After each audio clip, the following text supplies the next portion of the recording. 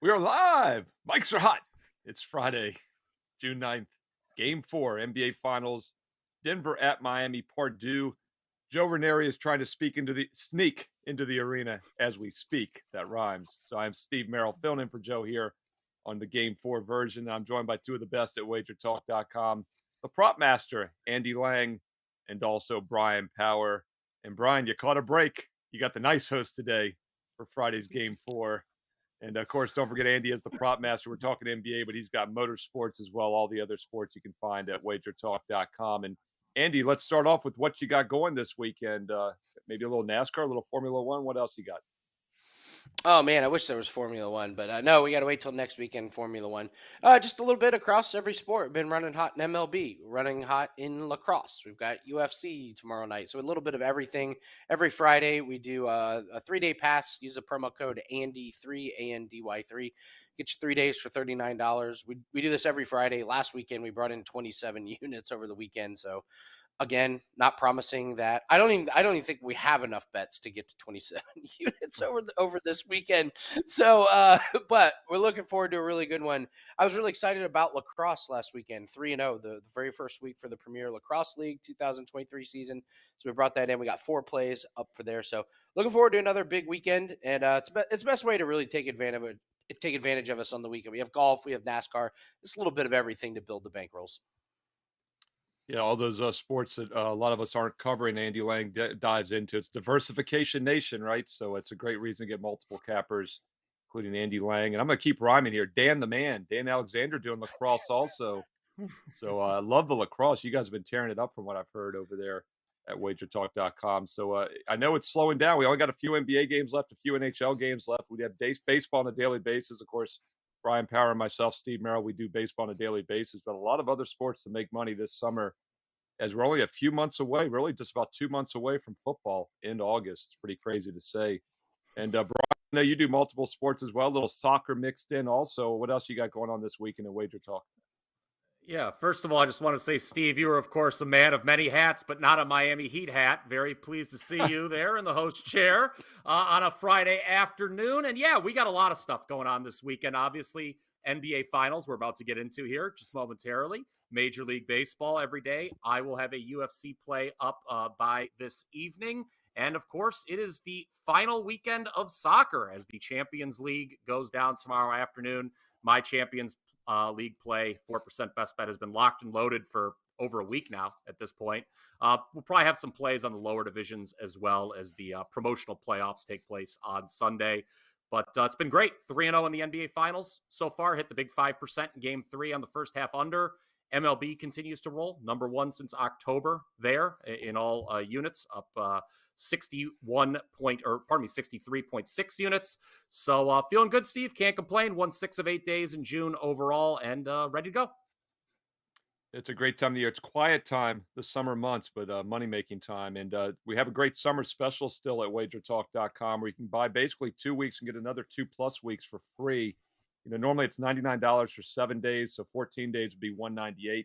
You get 30 days right now of all sports for just $198. So it's like buying 14 days and getting another 16 for free. No promo code needed. You can use it on multiple cappers. So once again, get some baseball, basketball, soccer from Brian. Get all those props and those off sports like lacrosse, darts when he has it from Andy Lang, motorsports, Formula One, NASCAR as well. And then, of course, I've got baseball and basketball up 150 units last 2 years in NBA sides. I do have a strong best bet for Game 4 tonight. Perfect 5-0 sweep this week for myself, Steve Merrill. So check out Andy Lang, Brian Powers, Steve Merrill, and all the others and get 4 weeks for the price of 2 with no promo code needed, wagertalk.com. All right, Andy, let's dive into it. Maybe we'll start off with a little props look here and your general thoughts on Game 4. Of course, Game 3 is in the books. Close game. It was tied after the first quarter. Miami was up early, tied after the first. Denver had a 5-point lead at half, and then they pulled ahead in the third quarter. And, you know, they were up by 14 going into the fourth, and the in-game line was 11.5 because Miami's been so good in the fourth quarter, especially in games 1 and 2. But they were not able to cut that lead by much, and Denver pulls ahead with a rather easy win. So, Andy, I'll throw it to you. How do you see Game 4 playing out, and do you see anything maybe from a prop perspective? Yeah, a lot of props pique my interest, and I'm very curious about. I do have to be careful about opinions on the game. I have my Nuggets to win series locked in. So, of course, every game I think Denver should roll.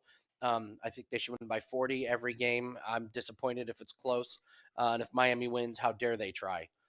So so I have to be careful with that.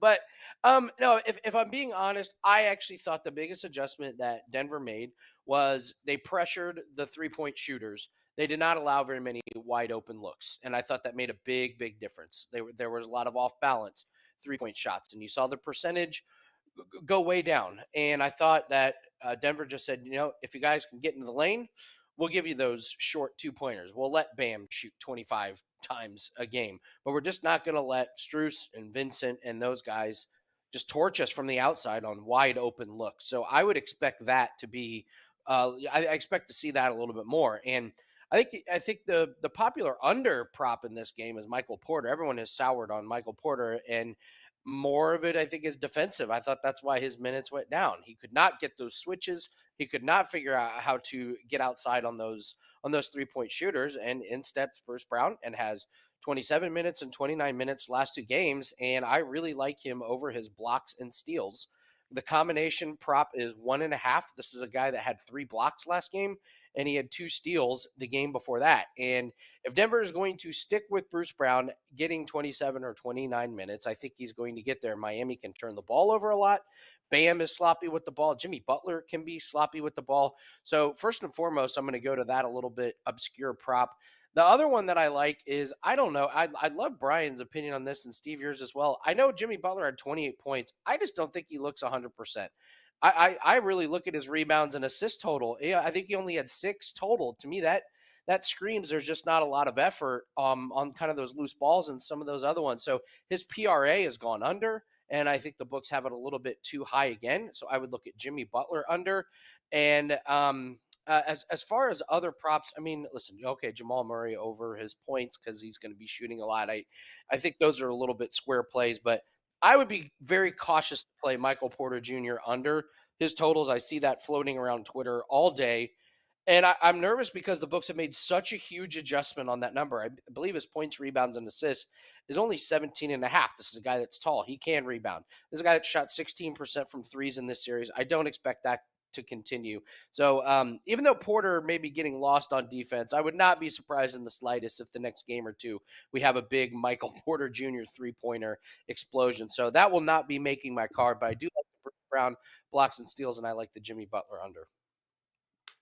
Yeah, Andy, I mean, Porter Jr. is someone very interesting to talk about because when I did my NBA video last weekend for Sunday, I mentioned I thought he'd have a big game. I actually preferred him over compared to Gordon because I do think Denver has a huge size edge down low. But then his minutes were cut, like you said. And Rob Vino and I talked about this earlier this week on Wager Talk Today. We talked about it also here on the NBA show Wednesday heading into game 3 that you expect a bounce back game from Porter, but you're concerned because he went from 43 minutes in game 1 to 26 minutes in game 2.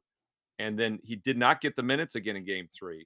So it's kind of a no play for me now. He only got 21 minutes, and it coincided to Christian Brown having a great game. He had 8 minutes in game 1, and then he plays 15 and 19 in games 2 and 3. So basically, that's where the minutes have gone.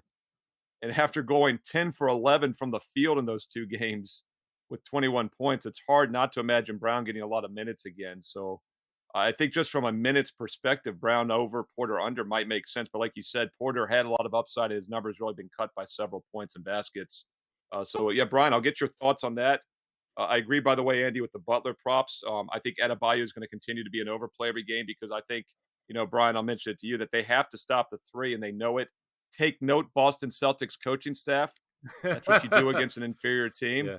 Don't let them hit threes because it's like a one and done NCAA tournament game. It's 15 or a 16 seed, right? They get hot from the 3-point range, they can win. That's why I like Denver in this series. I think Miami's up against it now, down 2-1. Yes, they maybe get hot tonight and they hit a lot of threes and they win, but it's going to be hard to do that where they have to do 3 out of the next 4 games now to win the series. So your thoughts on that? Butler, Adebayo, Brown, Porter, anywhere else want to go with the player props? And of course, I want to get your thoughts on the game as well. Yeah, 3-point variance is why the Heat are here, right, guys? I mean, that's the number one underdog strategy. You referenced college basketball, Steve. That's why we see upsets in March Madness. It's all about 3-point variance. And I had brought up prior to game 1 just how ridiculously hot Miami had been running from 3 in that Eastern Conference Finals, and that was unlikely to continue here in the NBA Finals. And sure enough, that's what's happened. Sure. Matter of fact, I'm 3-0. And as I mentioned earlier in the finals, it's all been totals plays. Game 1 under, game 2 over, game 3, the big 5% was first half under. So I'm going to start my look at tonight's game with a look at the total. Now, in game 3, neither team really shot all that well. Miami, 37% overall, 31% from 3. Denver, one of who I believe led the league in field goal percentage during the regular season. They did shoot 50% overall for a third straight game, but they only made 5 threes, guys, and just 27.8% from behind the arc. And that should really scare Miami when you're talking about 3-point variance, because those 5 made threes, that was a playoff low for Denver, and still they won by double digits. The Nuggets, and here's another key thing, have not gone back-to-back games this entire postseason without making at least 10 threes in one of the games. So you would expect we're going to see better 3-point shooting from the visitors tonight. And like I said, that should really scare Miami. I think it's also worth noting, guys, the pace picked up in game 3. We saw more possessions. Game 2, my goodness, neither team even attempted 80 field goals. That is a glacial pace in today's NBA. And the Heat, I think they probably will shoot better than they did in game 3 tonight. But the questions are how much better and how many more points do we see from them? In 6 of their last 7 games, guys, here's another concern. The Heat have been held to 103 points or less. Remember, they were the league's lowest scoring team in the regular season. This may just be a case of them reverting back to who they were. And, the clock may be striking midnight on their Cinderella run. As for the Nuggets, we're talking about a 119.7 offensive rating in the series, despite, as you guys both touched on, some of the role players are struggling in this series. They're not exactly getting contributions up and down the roster, but Denver dominates the glass in game 3, 58-33 rebounding edge. They were plus 26 points in the paint, nearly doubled Miami up 60-34. Considering Miami is last in the league in 2-point field goal percentage allowed, I see no reason why Denver doesn't continue to have its way inside, as well as, they're likely to make more 3-pointers, as I touched on earlier. So I don't think there's going to be any doubt we're seeing more total points tonight than we did in game 3. But if you're betting the over, know that is probably contingent on a real bounce back from the Miami side. Andy touched on this. That's probably going to come from Jimmy Butler if we do see an increase on the Heat. And I'm not confident that we're going to see that necessarily, but I'll have more on that in the best bet segment. Yeah, once again, it's going to come down, in my opinion, to 3-point shooting, right? And it's how you handicap basketball, both college and even the NBA now. If you can predict 3-point margin, if you can predict turnover margin in college and pro football, we all be hitting about 80+% probably against the spread on a daily basis. And by the way, to recap game 3 again, the two teams were just light out hot in game 2. They shot, a combined 28 for 63, 48.5% and 39.5% from 3. And they only got to 219, barely went over the total. And then, of course, we saw that regression in game 3 the other night. Denver 5 for 18, Miami 11 for 35, twice as many attempts, 31.5% to 28%. So 3-point variance is going to decide this game most likely. We'll see if Miami has some fight left. Obviously, they have a huge disadvantage in the front court. By the way, Jokic, Andy, Jokic was plus money to have a triple-double. Let me throw that to you before we get to the best bets. I know that's something you've been riding a lot this season. I've heard you talk about it. The Jokic triple-double, if I'm not mistaken, normally like minus 140 or so. He didn't get it in game 2, and I saw him at like plus 110 in game 3 for a triple-double. I thought that was ridiculous. He not only did he get one, but he set an NBA Finals record by becoming the first man ever to have 30, 20, and 10 in an NBA Finals game. Andy, what are your thoughts on Jokic tonight? I mean, that triple-double just continues to work, although it could be a little bit of a regression spot, I guess, like game 2. Yeah, maybe he might only have 19 rebounds, really regressing back to the total. Yeah, I mean, it's been a play where you have to play it every night or not at all. Right. It's the way that some of these props work. We see a lot in Major League Baseball. Like when we pick a prop in Major League Baseball, you just have to play it every time, and we're hoping to hit 7 out of 10 or 8 out of 10. Jokic is the same way with triple double. You can't pick your spot. So I would say if you haven't been playing Jokic triple double, I don't know, maybe not the best time to jump in. Hopefully we only have 2 more games left in this series, but I'm not taking him no. No way I'm going to take him no to do that. I mean, the assist, I guess, would be the category that you would worry about, but man, him and Murray just really, really torched him. And only 5 made three-pointers like Brian brought up. Surely they're going to make some more, and surely there's going to be at least a couple, 2 or 3 made three-pointers off of a Jokic pass when they try and double down on him. So I certainly would not take the no. But again, if you haven't been playing it, it's kind of tough. I would hate to see people jump in on the triple-double when he comes up just short after having that big monster game.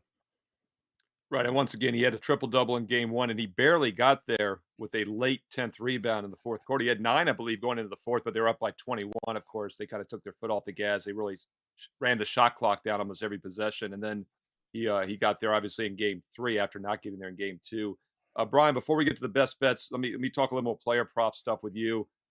Give me a play on or play against guy. Maybe obviously, Christian Brown, huge game 3, especially in the second half. He's the rookie out of Kansas, for those that aren't familiar with him.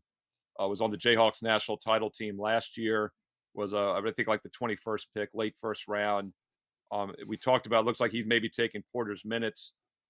Andy talked about Butler being slight off. Maybe I still think Bam. They're going to let Bam score down low because I really think they have to take away the 3. So Brian, maybe a play on or play against guy that could surprise like Christian Brown did in game 3 for either team. I don't have a specific one, but I'm going back to the threes. I think Denver's hitting more threes in this game, and I would attack that market. Is what I would do. Is look at who, if there's somebody you think that's going to go wild from 3 tonight, or could go over. That's the market I would attack. Is Denver players with the going over their projections for made threes, because I just, like I said, Denver has not gone back-to-back games the entire postseason without making at least 10 threes in one of the games. So we're going to see a dramatic increase from somebody in that regard. Yeah, they made 11 in game 2, and they lost that game, which is pretty crazy once again. You're thinking if Denver's going to make 11 threes, you wouldn't have thought they would have lost that game on their home court. That's how it played out. And by the way, the free throw shooting's been off the charts. That's another reason we saw some sharp money on the under in game 3, because these teams have been shooting nearly perfection from the line. They were, I think 37 for 42 combined in game 2, 37 for 46, pretty good still in game 3, even though the 3-point shooting was way off. And, it's something to keep an eye on because the free throw shooting has been extremely strong so far in this series. By the way, there's no game 5 this weekend because they're traveling back to Denver. So Saturday, Sunday is off. Game 5 will be Monday. So we will have NBA tip off on Monday. And guys, I can't believe I didn't mention it's almost the best bet segment time. But Scott Foster, ding, ding, ding. Scott Foster is the official tonight for game 4. What does that even mean now? I mean, Andy, you got to figure. I feel like both teams now are like, well, Scott Foster's the official, and it's like, so what? Yeah, I mean, is Miami that overcame it in game 7. What's that? Yeah, is that what this is? The extender?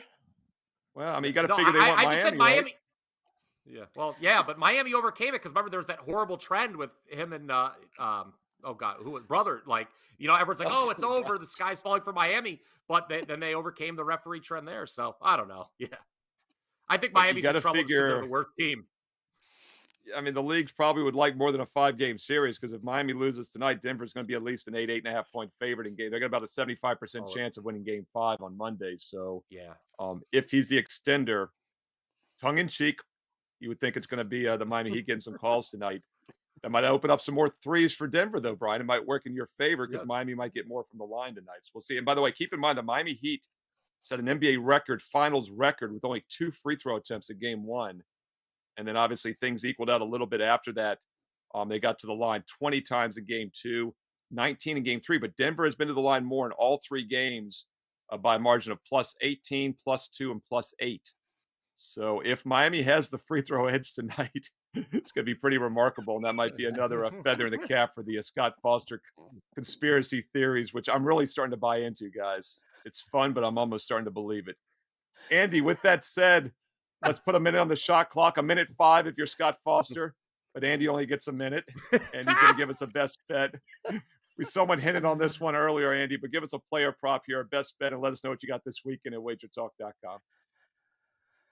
All right. Well, for me, it's a really good time of year to get invested in our sports because I know that NBA is slowed down and NHL is slowed down. But for us, golf, and we have the U.S. Open next week, and auto racing, and lacrosse, and UFC. Most of the sports that I do, we're flying high on right now, and it's a really good time of year. So just use a promo code Andy3, gets a 3-day pass, $39. We hit 27 units for this pass special last week. We run it every Friday. Weekends are by far the best time to get involved with us. So, listen, I there's not a whole lot of props that you can pick when there's only one game on the board, but we have an incoming square play. Give me Jokic over his rebounds. Yeah, really dug deep for this one. So in the game before this, like Brian said, glacial pace and a high amount of three-pointers made means that the Denver Nuggets only had 38 rebounds. Well, we have a higher pace. Miami Heat did not shoot as well. He had 21 rebounds last game. I see more of the same. Give me Jokic to have another big rebounding game. Like it. Jokic, the Joker, over crushing the boards the other night with that triple-double. First player in NBA Finals history with 30, 20, and 10. So he got to 20 rebounds, only need more than 12 and a half here in game 4. And loving the props from the prop master, the graphic props, square play of the day, but it's still just as green when it cashes, as Andy Lang knows. So that's Andy Lang. Check him out not only for basketball, multiple sports. Great way to diversify and build your bankroll at wagertalk.com. And Brian Power, you talked about some soccer. You got baseball and basketball as well. Give us a best bet. 1 minute on the shot clock for you here for game 4. Guys, I don't know if I've mentioned this already, but Denver won game 3 by double digits despite a playoff low of 5 made three-pointers. And I find it very hard to believe that that's going to happen again. I don't think the Heat are going to be plus 18 from behind the arc like they were in the last game. The Heat have outscored the Nuggets, guys, in only 3 of the 12 quarters in this entire series. One of those being the fourth. Steve, you touched on it earlier in game 1 where Denver took its foot off the gas because the game was well in hand. I think the road team wins and covers here rather easily, and this series does probably end, much to Andy Lang's delight, in game 5 Monday night at home. Now, my best bet for this game is on the total. It's a bit of a unique way to play the total. It's on my page right now, a 4% best bet. You can get that, as well as my 2 MLB plays, all for just $29. Once again, not just 3-0 in the NBA Finals, but it's an 83% playoff run. And we're still number 1 in MLB since last October. So let's go 3 for 3 on Friday night, including that 4% best bet in NBA. Have a good weekend, everybody. Boom, count it. It's Brian Powers. Got the baseball and the basketball tonight. He gave you a free play on the side there. Go check out the total, some MLB as well. Brian Power at wagertalk.com. And recapping the best bets here for the show today. And that is once again Andy Lang, the prop master, going with Jokic over 12.5 rebounds. Jokic over 12.5 rebounds after getting over 20 in game 4. Game 3, he's looking for over 12.5 at least in game 4. And that's Brian Power, as you just heard, liking the Denver Nuggets minus the 3.5 to take a commanding 3-1 lead in this series and cover the spread while they do so. Just a quick note, we talked about this before game 3. I want to mention it again in case anybody did not see the show on Wednesday. Shame on you, but Ralph Michaels had a great stat earlier this week on Twitter. You can follow Ralph at CalSportsLV. It was 74 times that the spread is 6 or less since 2007 in the NBA Finals. The spread had never come into play except for a couple pushes. Not again. The Denver covered easily by basically double digits there in game 3. So now it's 75 times that the straight-up winner's gone 73-0-2 against the spread when it's 6 or less. So most likely you want to play the Nuggets minus the 3.5 tonight, or if you like the Miami Heat, I would highly recommend considering the money line at plus 135, plus 140 instead of the 3.5. Because once again, the last 75 times the line's been 6 or less, like tonight, 73-0-2 ATS, the straight-up winner has never failed to cover. It's been a couple pushes. That's from Ralph Michaels at CalSportsLV. And once again, on the adjusted series price, we'll touch on these real quick on the way out. Nuggets now minus 900 to win the series with a 2-1 lead. Take back Miami plus 600. Obviously, you can get slightly better prices, but that means the true odds right in the middle there at 75 plus 750 be 88% chance Denver wins this series. Only a 12% chance that Miami can win 3 of the next 4. Most likely outcome even money now is Denver 4-1, which means they win the next 2 games. Nuggets 4-2 is plus 250. Nuggets 4 games to 3 is plus 400. So some future odds there. If you'd like the Heat to win in 7, it's 10-1. If you'd like Miami to win the next 3 straight, they're paying 16-1. The true odds, though, folks, are a lot higher than that. All right, enjoyed the show today. Once again, I'm Steve Maryland. Get my best bet tonight for game 4 on my page right now at Wager Talk. But don't buy the place tonight. Get that 30-day summer special from any capper. Get from Andy Lang, Brian Powers, Steve Merrill. Get all 3 of us and save big when you do so, because it's 30 days for the price of just 2 weeks. $198 gets the next 30 days and nights of all sports from every capper every day at wagertalk.com. No promo code needed. Hit subscribe, hit the bell for instant alerts when these shows go live, the videos go live. like, thumbs up, and leave us some comments below. We read the comments, we reply back. We love the support. Let's win together this weekend. And check back on Monday for Game 5 NBA Finals talk here. And don't forget, last call tomorrow on Saturday at 11 a.m. Eastern. So we do have a TV show on Saturday. Last call here on Wager Talk TV. Enjoy the game tonight. Best of luck. We'll talk to you again soon.